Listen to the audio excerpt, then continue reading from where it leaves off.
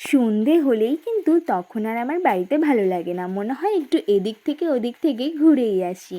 তো চলে এসেছিলাম এই ক্যাফেটাতে, আর এই ক্যাফেটা হলো আমার বাড়ির একদম পাশেই, তো প্রায়শই আমার এখানে আসা হয়।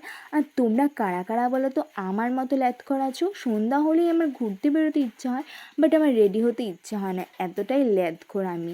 তো বেশিরভাগ সময় এরকম উইদাউট মেকআপে আমি বেরিয়ে পড়ি। আমার তাহলেই ভাবো কতটা ল্যাথখর আমি।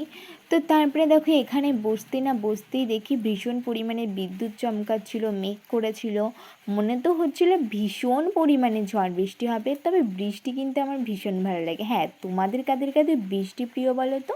তো বৃষ্টির কথা বলতে বলতে এখানে বৃষ্টিও শুরু হয়ে গেল। আর ঝমঝমিয়ে ওই বৃষ্টি দেখতে দেখতে একটু ভাজা পোড়া, একটু গরম গরম চা, এগুলো হলে তো বেশ জমেই যায়। কি তোমাদের কাদের এই কম্বিনেশনটা পছন্দ? তো বৃষ্টি দেখতে দেখতে একটু স্ন্যাক্স আর একটু চাও খেয়ে নিলাম আমি। আর চা খেতে না খেতেই দেখো এইখানে চলে গেল কিন্তু কারেন্ট। হ্যাঁ, চায়ের কাপে চুমুক দিতে না দিতেই কারেন্ট চলে গেল। আর আমার ভিডিওটাও দেখো তার জন্য কেমন অন্ধকার অন্ধকার হয়ে গেল, কারণ লাইট খুব কম ছিল। আর তারপরে ফাইনালি কারেন্ট চলে আসলো।